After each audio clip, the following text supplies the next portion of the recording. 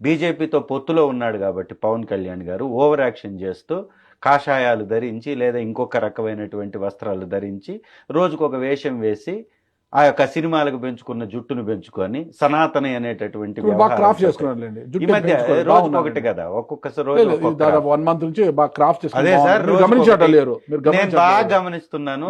నెలకొకటి నెలకు ఒక క్రాఫ్ మీరే ఆయన గమనించట్లేదు. సినిమా హీరో కాబట్టి ఆయన స్టైల్ మంచిదే, సంతోషం. ఆయనకు జుట్టు ఉంది, ఆయనకు జుట్టు ఉంది, ఆయన రోజుకు ఒక జుట్టు.